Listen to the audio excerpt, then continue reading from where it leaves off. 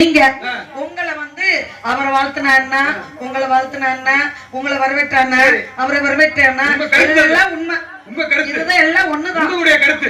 சரி, என்னை கேட்டீங்கன்னா நாராயணன் நாராயணன் எத்தனை முறை வச்சிருக்கீங்கன்னு நீங்க வந்ததுல இருந்து எத்தனை முறை நீங்க உங்க சிவனை நீங்க சொன்னீங்க, உங்க சிவகுலம் தான் நான் முருகன் நினைச்சிருக்கோம். சிவனை எத்தனை முறை உச்சரிச்சீங்க?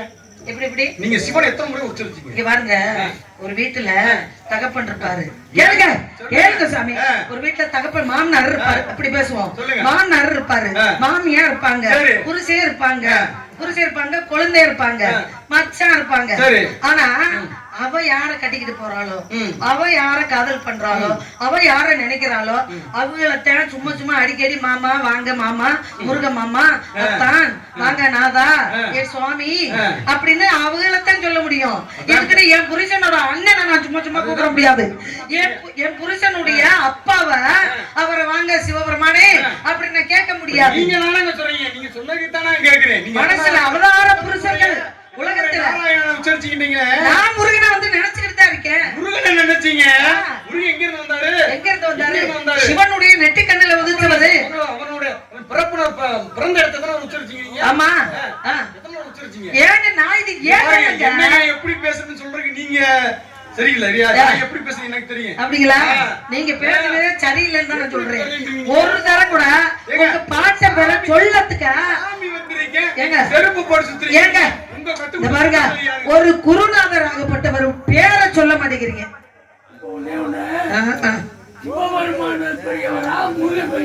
நான் தான் சொல்லிட்டேன், முருகன் தான் பெரியவர். நான் தான் இப்ப அதுதான் அரை மணி நேரமா பேசிட்டு இருந்தேன். அப்படி கிடையாது. நீங்க பெரியவர்னா உள்ளூருக்கு உங்க மகன் போய் விளையாட்டு போட்டியில ஜெயிச்சு கப்பு பிரதமர்கிட்ட வாங்கிட்டு வர்றாருன்னா அவன் தான் பெரிய ஆளு. கை தட்டுக்கணே அதான் உண்மை. ஊருக்கு நம்ம பெரிய ஆளுங்க, படைச்சவன் கல்விக்குரியவன், கல்வியை கட்டவனுக்கு சென்ற இடமெல்லாம் சிறப்பு. கீழே நின்றதுக்கு வார்த்தையை போகாதீங்க. உங்களுக்கு ஒரு சின்ன எடுத்து சொல்லவா? ஒரு கோயில் திருவிழாவுக்கு போறேன், பிள்ளைய தன்னோட பிள்ளைய தூக்கி ஸ்கூல்ல வைக்கிறேன், சாமியை காட்டுறேன் பிள்ளைக்கு. எப்பா சாமி தெரியுதான்னு கேக்குறேன். சாமியை பார்த்துட்டு அந்த இந்த சாமியை மறந்துடுவீங்க. அந்த சாமியை பார்த்துட்டு இந்த சாமியை காட்டின சாமி யாரு? சிவபெருமானு. உங்களுக்கு உன்னை உதிக்க செஞ்சது யாரு? சிவபெருமானு. சிவமுருகன் பேரு. 6 தீப்புல பிறந்து தன்னோட முடியாத செயலை செய்ய பிறப்பிக்கப்பட்டவன். அசுரர்கள் அழிக்க தான் செய்ய முடியாத தேவர்கள் சொல்ற முருகன் அவதரிச்சார். அவரு முருகன் தான் பெரிய ஆளு. ஏன்னா இரண்டுமே இருக்காரு. இங்க சிவ சக்தி கொடுத்த வேடு இருக்கு, சிவன் கொடுத்த சக்தி இருக்கு. ரெண்டுமே இறந்ததுதான் ஒரு முருகன். நல்ல விஷயம் சாமி. எதற்காக வந்தீங்க? இருங்க, இவ்வளவு பேசுனீங்கல்ல, நல்லாதான் பேசுனீங்க. நல்லா தான் பேசிட்டு இருக்கீங்க. நான் இப்ப உங்களுக்கு என்ன எப்படி வந்தீங்க? அப்படி வந்தீங்க. அம்மா உங்களை நான் கேள்வி என்ன கேள்வி கேட்பீங்க? என்ன கேள்வி கேட்கறதுக்காக நீங்க ஒன்னும் ஆள் கிடையாதுங்க சுவாமி. வந்தீங்களா? உங்க பொழப்பு என்ன? நீங்க எதுக்காக வந்தீங்க? உங்க நோக்கம் என்ன? ஆனா பாத்துக்கிட்டு போங்க. வந்தா ரெண்டு நீங்க ஒண்ணு பேச நான் பேச கிடையாதுங்க. கட்டுறதுக்கு என்ன அழகு? கேட்டார் வந்து கேள்வி மாதிரி சொல்லுங்க. அது மாதிரி இருக்கணுங்க. என்னங்க சுருக்குன்னு கேள்வி கேட்பேன். நீங்க சொல்லுங்க, தெரிஞ்சா சொல்லுங்க, தெரியலன்னா உள்ள போங்க. நான் அடுத்து முருகனை வர சொல்லி கதையை சொல்லிக்கிறேன். அப்படிங்களா? முருகனை நீங்க என்ன இல்லாம முருகனை என்ன இல்லாம நீங்க சந்திக்க முடியுமா? முருகப்பெருமான நான் வர சொன்னா மட்டும்தான் வருவாரு. ஏன்னா இந்த உலகத்திலேயே பொம்பளை பேச்சு கேட்கிற ஒரே ஆளு யாரு அப்படின்னா முருகன் தான். அது வள்ளி பேச்ச தான் கேட்பாரு, தேவையான பேச்ச கூட கேட்க மாட்டாரு. ஏன்னா நான் அவரை வந்து நினைக்காத நேரமே இல்ல. முருகா முருகா முருகா முருகா உங்களை பார்க்கணும், உங்க காலடியிலேயே விழுந்து நான் கிடக்கணும் அப்படின்னு பக்தியின் மார்க்கமாக போய்கிட்டே இருக்கு என்னுடைய பணிவு. சரிங்க, உங்க குலம் என்ன குலங்க? என்னங்க நீங்க பேசுறீங்க? என்ன குலம்? யார வணங்குறீங்க? முருகப்பெருமான சைவ குலம். நெத்தியில போட்டுக்கிறது என்ன? பட்டங்க. பட்டைனா எல்லா பேரும் சொல்ற மாதிரி சொல்லக்கூடாது. பசுபதி வாசம் சிவ சின்னம். சிவ சின்னம் போட்டிருக்கீங்க. ஆமா, சிவனை நினைச்சு முருகனை நினைச்சு போட்டிருக்கீங்க. இப்ப நீங்க நாமம் போட்டிருக்கீங்க. இருங்க நான் பேச விடுங்க. சொல்லுங்க. போட்டிருக்கீங்கல்ல? சவுடாளுதாம்மா. இப்படி என்ன புறங்கை கட்டிக்கிட்டு ஒரு வள்ளி வந்து நிக்கிறானா? வள்ளி எவ்வளவு பெரிய ஆளு, புறங்கை கட்டி நிக்கிறீங்க. ஏன்னா பிரியாளா நாளைக்கு பிரியாளா? நாளைக்கு பச்சை தண்ணியை குடிச்சிட்டு இந்த இடத்துல நான் நிப்பேன். கேளுங்க, விடுந்தால் நீங்க நிக்க முடியாதுங்க. சரி, நீங்க என்ன சாபத்தை வாங்குனீங்க உங்க அண்ணன் கிட்ட? சரி, என்ன சாபத்தை பெற்றீங்க? நிக்க மாட்டேன், ஒரு இடத்துல ஒரு நாளைக்கு நிக்க மாட்டேன், நின்னா தலை வெடிக்கும்ல, அப்ப உங்க மண்டை வெடிக்கணுமா? எதுக்கு? அப்ப ஒரு இடத்துல நீங்க நின்னு இன்னைக்கு இருக்கிற இடத்துல நாளைக்கு இருக்க முடியாது நீங்க. ஆனா நான் நிப்பேன், பச்சை தண்ணியை குடிச்சுக்கிட்டு நிப்பேன். எங்க ஆத்தாமர்கள்லாம் எனக்கு 4 இட்லி வாங்கி கொடுத்தாலும் சரி, பழைய கஞ்சியை கரைச்சிட்டு வந்து நீரகரத்தை கொடுத்தாலும் சரி, இங்கே நான் நிப்பேன். நீங்க நிக்க முடியாது. சரி, அப்படி கிடையாது சுவாமி. எப்படி எப்படி சென்று வருவீங்க? நான் மனித பிறவிதான். இல்ல, அப்படி கிடையாது. நீங்க சென்று வரலாம். சென்று வரக்கூடியவர் இந்த சாதாரண பெண்ணை மதிச்சு மரியாதை செஞ்சு, இவளுக்கு ஏதோ ஒரு தெய்வ கடாட்சம் இருக்கு. இந்த ஒரு பாருங்க, மதிப்புக்குரியவங்க எல்லாம் மதிப்புக்குரியவங்களோட தான் பேசுவாங்க. புரியுதுங்களா? முட்டாளுக்கும் பாத கிடையாதுன்னு சொல்லி இருக்கிறாங்கல்ல. அப்ப அறிவாளி கிட்ட தான் பேசுவேன். அறிவாளி வந்து முட்டாள் கிட்ட பேச மாட்டான். இப்ப நீங்க அறிவாளின்னு உங்களை சொல்றீங்க. இப்ப அறிவாளியை தானே சந்திக்க வந்திருக்கிறீங்க, முட்டாளைய சந்திக்க வருவீங்க? அதத்தான் அப்புறம் கேட்கிறேன். அப்புறம் நாங்க பெரியாளுன்றீங்க. நலமிக்க நல்லார் சொல் கேட்பது நன்று, நல்லார் குணங்களை உரைப்பது நன்று. அப்ப இணங்கி இருக்கீங்கல்ல, பக்கத்துல நிக்கிறீங்கல்ல. நானும் உங்களை நல்ல பையன் நினைச்சுதான் நின்னு பேச வச்சுக்கிட்டு இருக்கேன். வந்த கேள்வி கேட்டுருக்கீங்க. சொல்லுங்க, என்ன கேள்வி கேக்குறீங்க? கேள்வின்றீங்க. ஏன் அப்ப நீங்க கேள்வி கேட்டா நான் கேள்வி கேட்க முடியாதா? என் கேள்விக்கு பதில் சொல்லிட்டு நீ கேட்கலாம். என்ன கேள்வி கேட்க போறீங்க? என்னோட கேள்விக்கு பதில் சொல்லிட்டு நீ கேட்கலாம். உனக்கு நான் வாய்ப்பு தரேன். என்னதான் அப்படி கேட்க போறீங்க? என்ன சிவ சின்னம் வந்திருக்கீங்க? நாம சிவ சின்னம் தான் நினைச்சிருக்கேன். உலகில பஞ்சபூத தலங்கள் இருக்கு, சிவ தலங்கள். பஞ்சபூத தலங்கள் இருக்கு. எடுத்துக்காட்டு சொன்னோம்னா நம்ம காசியை சொல்லலாம், காளகத்தியை சொல்லலாம். இப்படி இந்த வரிசையில நமது பகுதியில, அது தென் மாவட்டத்துல, தமிழ்நாட்டுல ஒரு பஞ்சபூத தலம் இருக்கு. அது எந்த தலம்? இங்க இருக்கு. எங்க சொல்லுமா பாப்போம். ஏன் நீங்க நல்லா தான் வந்தீங்க, அருமையா பாடுனீங்க, கை தட்டுனீங்க, என்னதே துண்டு கிண்டெல்லாம் போட்டாங்க.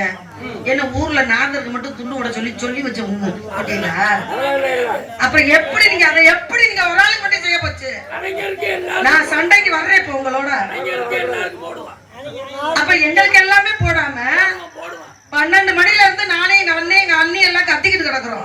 எங்களுக்கு எல்லாம் எதுவும் செய்யல மரியாதை. 2:30 மணிக்கு வராரு, அவருக்கு மரியாதை செய்றீங்க நீங்க துண்டை போட்டு.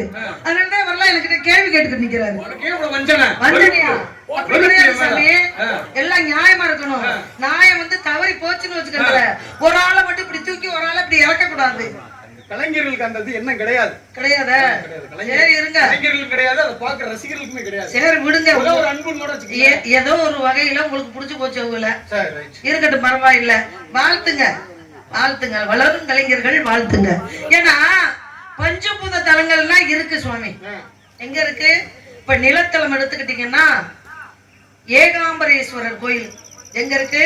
காஞ்சிபுரத்துல இருக்கக்கூடிய ஏகாம்பரேஸ்வரர் கோயில் நிலத்தலம். நீர்த்தலம் என்று சொல்லக்கூடியது, நெருப்பு தலம் சொல்லக்கூடியது, வாயு தலம் சொல்லக்கூடியது. இப்ப நீர்த்தலம் எங்க இருக்கு அப்படின்னா அதுவும் இருக்கு. எங்க இருக்கு அப்படின்றத நான் சொல்லணும். அப்படின்னா நான் ஒரு 3 சொல்லுவேன், நீங்க ஒரு 2 சொல்லணும். ஏன்னா கேள்வி கேட்கிறவங்களுக்கு அந்த பதில் தெரியுதா அப்படின்றது என்னுடைய ஒரு கேள்வியாகவும் இருக்கலாம்ல. கேள்வி கேட்டது நானு, கேள்வி கேட்டிருக்கிறது நானு. என்ன கேட்டிருக்கீங்க? பதில சொல்ல பஞ்சபூத தலங்கள் சொல்லிட்டு வரேன். இப்ப திருவண்ணாமலை எடுத்துக்கங்க, நெருப்பு தலம். உண்ணாமலை தாயாருடன் இருக்கக்கூடிய அண்ணாமலையார் நெருப்பு தலமாகப்பட்டது. அதே காஞ்சிபுரத்துல ஏகாம்பரேஸ்வரர் கோயில். இப்ப தில்லையில இருக்கிற நடராஜன் என்னவா இருக்காரு? அவர் தான் வந்து அங்கே பஞ்சபூதங்களில் ஒன்றாக இருக்கக்கூடிய தாண்டவம் என்று சொல்லக்கூடிய ஆகாய ஸ்தலம். அப்ப நான் எத்தனை சொல்லி இருக்கிறேன்? காட்டுத்தலம் என்று சொல்லக்கூடியது திருக்காளஹஸ்தி. நான் 4 சொல்லியிருக்கேன், நீங்க 1 மட்டும் சொல்லணும். இந்த நீர்த்தலம் என்று சொல்லக்கூடாது மட்டும் எங்க இருக்கு அப்படி நீங்க சொல்லுங்க. அதை நினைச்சு பார்ப்போம். அதே சமயத்துல நானும் ஒரு கேள்வி கேட்கிறேன் உங்களை. என்ன கேள்வி கேட்டிருக்குது நானு. சரி பதில சொல்லிட்டு நீ கேள்வி கேக்குறீங்க பாருங்க. கேளுங்க. இப்ப நான் உங்களை கேக்குறேன். நான் 4க்கு பதில் சொல்லியிருக்கேன். நான் சொல்லுவேன், சொல்லாமல் இருக்க மாட்டேன். அதே சமயத்துல நீங்க ஒண்ணு சொல்லணும்னு நான் நினைக்கிறேன். நீங்க இஷ்டம்னா சொல்லுங்க, உங்களுக்கு தெரியலன்னா தெரியலமான ஒரு வார்த்தை சொல்லுங்க. பள்ளிக்கூடத்துல கேளுங்க, தெரியலன்னு ஒரு வார்த்தை சொல்லுங்க. பள்ளிக்கூடத்துல ஆசிரியர் பிள்ளைய பார்த்து கேட்டா ஆசிரியர் தெரியலன்னு அர்த்தம். பாருங்க, பிள்ளைய பார்த்து கேள்வி கேட்டா பிள்ளை சொல்லணுங்க. ஆசிரியருக்கு தெரியாம பிள்ளைய பார்த்து ஆசிரியர் கேள்வி கேட்டா அப்ப நீங்க வந்து ஆசிரியரா இந்த இடத்துல? ஆசிரியராகப்பட்டவரு ஒரு கேள்வி கேட்டா சொல்லணும். 4 விஷயம் தெரிஞ்ச எனக்கு ஒரு விஷயம் தெரியாதா? கேள்வி கேட்கிறவங்களுக்கு தெரியுமான்றது எங்களுடைய கேள்வியா இருக்கலாம் இல்ல? நான் பஞ்சபத தலங்கள் 5 சொல்லியிருக்கேன். நான் உங்களை கேள்வி கேட்கிறேன். இப்ப என்ன கேட்க போறேன்? அழகராகப்பட்டவர் திருமணம் சொக்கருக்கும் மீனாட்சிக்கும் திருமணம் முடிஞ்சு 3 நாள் ஆகுது. அழகராகப்பட்டவர் நேத்தே தினம், அதாவது முந்தா நாள், இன்னைக்கு விடுஞ்சிருச்சு, அதனால முந்தா நாள் நேத்தே புறப்பட்டாரு.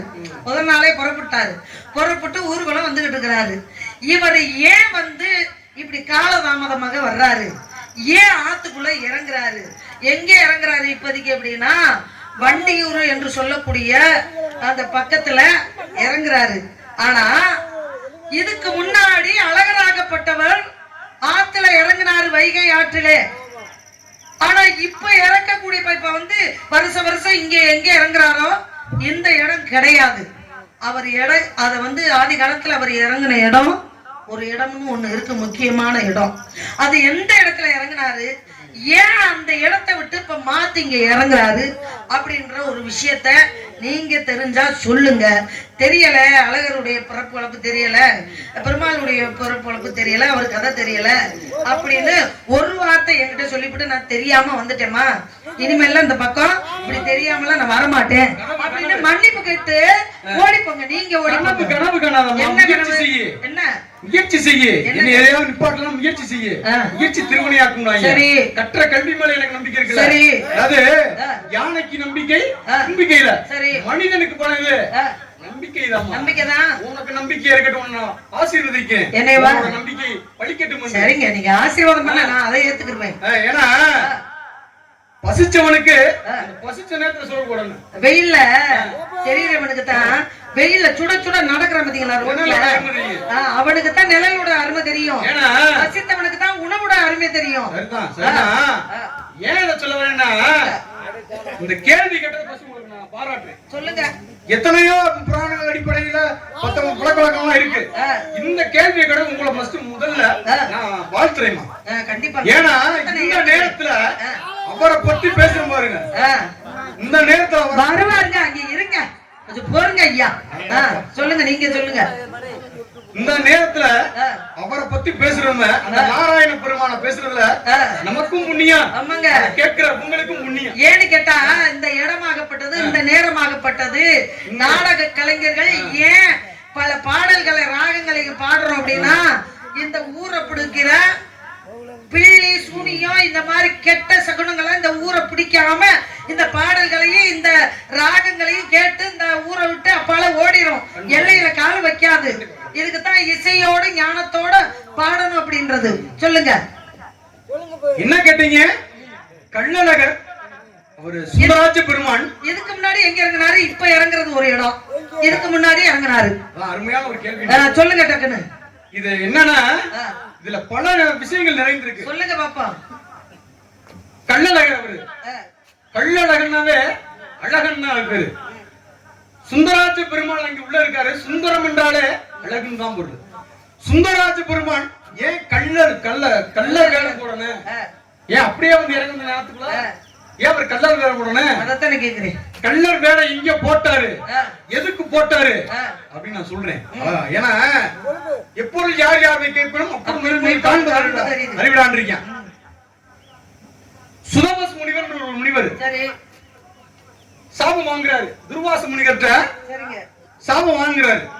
நீ மண்டுகமா கடவாய். மண்டுகம்னா என்ன? தவளைன்னு அர்த்தம். சுதமஸ் முனிவர் கேட்கிறாரு. துர்வாச முனிவர்னாவே சாபம் கொடுக்கிற முனிவர் தான் அவர் பேரு. அருமையா சொன்னீங்க. கோபப்படுவர் முனிவர் துர்வாச முனிவர். சுவாமி எனக்கு என்றைக்கு சாப விமோசனம் இருக்கிறார்.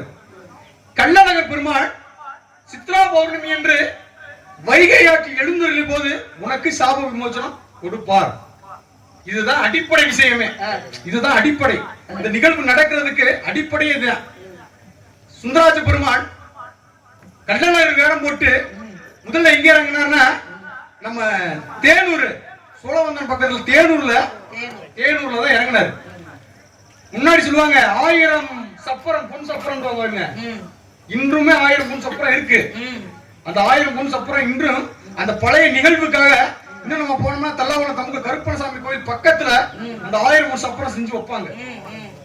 அதுலதான் முன்னாடி அழகர் இறங்கினாரு. இன்னைக்கு தான் குதிரை வாங்கின, அன்னைக்கு 1000 பொன் சப்பரம் வாங்கினேன். கள்ளழகர் எங்க வேடம் போட்டாருன்னா அலங்காநல்லூருக்கு பாத்தீங்களா, அங்கதான் அவருக்கு வந்து கள்ளர் வேடம் போடுவாங்க. ஏன்னா அங்க ஏன் கள்ளர் வேடம் போடுறாருன்னா மாங்குடி கள்ளந்திரி இதெல்லாம் வந்து அவங்க இந்த கள்ளர்கள் மறவர்கள் வாழ்ற பகுதி. ஆமா, முந்தி காலத்துல பாண்டியர்களுக்கு கள்ளர்களுக்கு ஒரு போர். அன்று வந்து இவங்க மன்னராட்சி வந்த சொல்ல இவங்க கள்ளர்கள் தான் முதல்ல காவல்துறை யார் பண்ணது? கள்ளர்கள் தான் பண்ணாங்க. முதல்ல நம்ம மதுரை மாவட்டம் மேல குயில் குடி சொல்லுவாங்க. அவங்க தான் முதல் வகையறாங்க. மேல குயில் குடி அந்த இதை இடத்த சேர்ந்தவங்க முதல் அந்த காவல் தண்டல்காரன் சொல்லுவாங்க. முதல் அடிப்படையில தான் இங்க எல்லாம் வந்தது. அந்த அடிப்படையில அங்க அந்த கள்ளர்கள் இருக்காங்க வந்தீங்களா, இரண்டுக்குமே போரிட்டு இவர் மன்னராட்சி வச்சுல கப்பம் கட்ட சொல்றாங்க. கப்பம் என்னால கட்ட முடியாது சொல்லி போர் நடக்குது.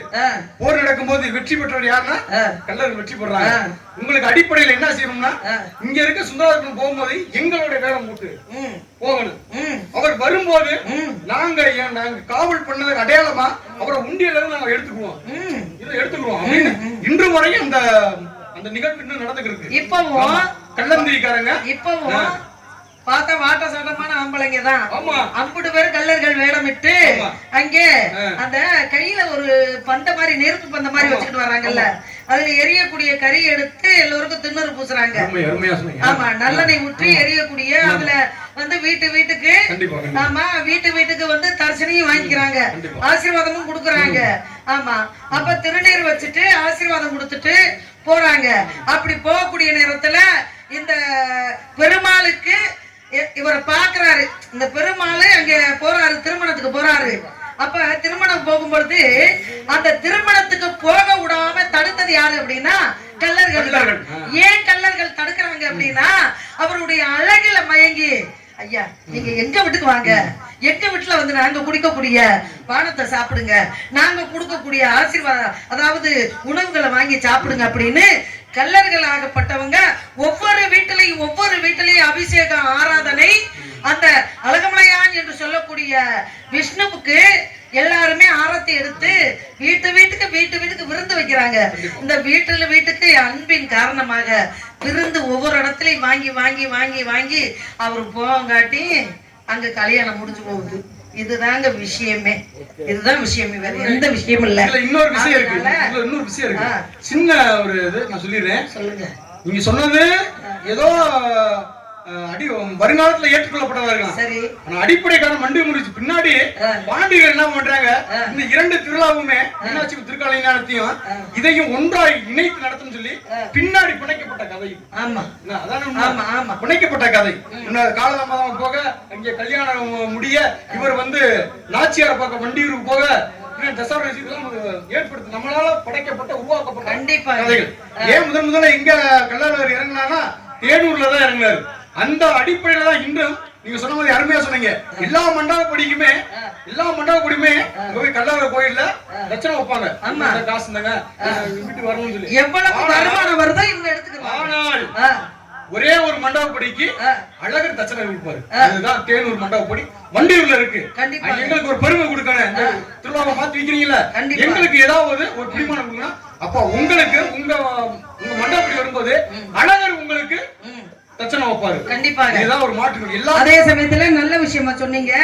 இப்ப நீங்க வந்து காஞ்சிபுரத்திலே இருக்கக்கூடிய ஏகாம்பரேஸ்வரர் வந்து நிலத்தலம், திருவானைக்கால் என்று சொல்லக்கூடிய நீர் ஸ்தலம்.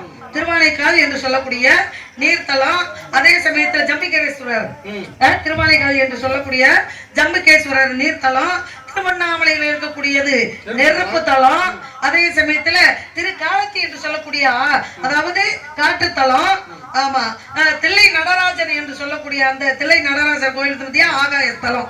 இது பஞ்சபூத 5 சிவத்தலங்கள். புரியுதுங்களா? அதே சமயத்துல மதுரையில இருக்கு இன்மையிலும் நன்மை தருவார் கோயில்னு ஒண்ணு இருக்கு. அது எங்க இருக்கு? தெற்கு மாசி வீதியும் மேலமாசி வீதியும் இணைக்கக்கூடிய நேரத்துல அங்கே நம்ம பழைய சங்க முத்தமிழ் நாடக நடிகர் சொல்லக்கூடாது தமிழ்நாடு நாடக நடிகர் சங்கம் என்று சொல்லக்கூடிய இடத்துல அந்த சுண்ணாம்புக்கர தெருவில் இருக்கக்கூடியதுதான் இன்னையிலும் நன்மை தருவார் கோயில். சிவனை வணங்குறது. அதைத்தான் சொல்றேன். அது நிலத்தலம். அப்ப நீர்த்தலம் எங்க இருக்கின்றதுன்னா செல்லூர்ல இருக்கக்கூடிய திரு ஆப்புடையார் கோயில் என்று சொல்லக்கூடியது நீர்த்தலமாகப்பட்டது. அப்ப நெருப்பு தலம் எங்க இருக்குன்னா தெற்கு மாசி வீதியில இருக்கின்றது. ஆலவாயார் பெருமான் இல்லைங்க, பெருமான் ஆலவாயார் என்ற பெயருடன் தெற்கு மாசி வீதியில இருக்கிறாரு. அதே சமயத்துல காட்டுத்தலமாகப்பட்டது எங்க இருக்கு அப்படின்னா தெப்பக்குளம் இருக்கு. வண்டியூர் தெப்பக்குளம் பக்கத்துல அந்த தெப்பக்குளம். ஆமா, தெப்பக்குளம். ஆமா, அந்த தெப்பக்குளத்துல இருக்கக்கூடிய அங்கே மண் எடுத்துதான் மீனாட்சி அம்மன் கோயிலையே கட்டுனாங்க. அந்த தெப்பக்குளத்து அருகில் இருக்கக்கூடிய முத்தீஸ்வரர் கோயில் தான் காட்டுத்தலம் என்று சொல்லக்கூடியது. அதே தவிர ஆகாயத்தலம். இந்த ஆகாயத்தலம் எங்க இருக்குன்னா சிம்மக்கல் என்ற ஒரு இடம். பழைய சொக்கநாதர் மீனாட்சி இருக்கக்கூடிய இடம். பழைய சொக்கநாதர் இருக்கக்கூடிய இடம் எது அப்படின்னா ஆதி சொக்கநாதர் என்று சொல்லக்கூடிய இடம் தான் சிம்மக்கல். இறங்கினவனே பாத்தீங்கன்னா அம்மனை தரிசிக்கலாம்.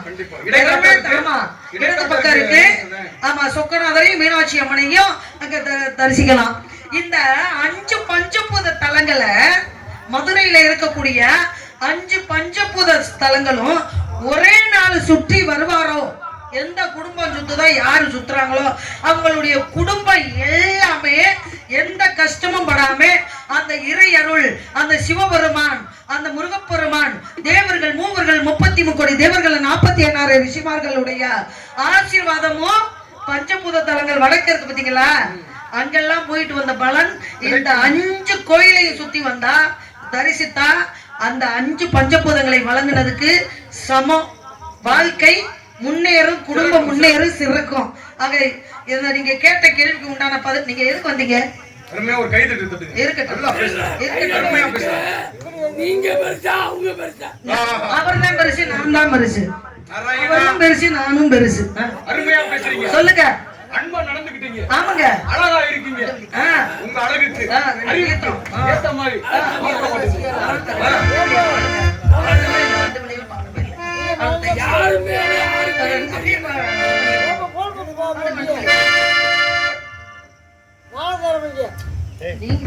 கொண்டவிழி கற்கண்டு மொழி மாதே மண்டவிழி கற்கண்டு மொழி மாறி கொண்டவிழி கற்கண்டு மொழி மாறே கொண்டிருக்கும் நாடு சொல் போதே ஞானகிலே தான் உணர்ந்த சாமி நடுமலை குருதி என்பார் சாமி. அந்த பாட்டு கந்தமலை சிந்து முகமாவே கந்தமலை சிந்து முகமாவே கந்தமலை சிந்து முகமாவே அன்னை தந்தை பேர் என்னவோ தந்தை பேர் நம்பி என்பார், தாய் நெஞ்சை கோகிலி என்பார், என் பேர் வள்ளி என்று அழைப்பார்கள் சுவாமி, அழைப்பார்கள் சுவாமி, அழைப்பார்கள். தந்தை பேர் நம்பி, தாய் பேர் நங்கை மோகினி, 7 பேர் வள்ளி, உடன் பிறந்தவர்கள் 7 பேரு காவலுக்கு வந்திருக்கிறேன். நீங்க எதுக்கு வந்தீங்க? வள்ளிக்கு அப்படியா? மாப்பிளையா? ஏ தம்பி, மாப்பிளையாண்டா. நம்ம என்ன பண்ணுவோம், நகை விலையில ஏறி போய் கிடக்கு. 1.5 லட்சத்தை தொட்டுட்டு வந்து கொஞ்சம் கீழே. அதனால ஒரு மாப்பிள்ளை வந்திருக்கிறாரு. அது கருப்போ சிகப்போ நெட்டையோ குட்டையோ அப்படியே கோழி நமக்கு அமைக்கி அந்த மாப்பிள்ளையே நம்ம கட்டி சொத்து பத்து பூரா வாங்கி போடுவோம். என்ன சொல்றேன்? நீங்க என்ன சொல்றீங்க? போங்க, அப்பதான் எங்களுக்கு கல்யாணம் நடக்கும். எப்படா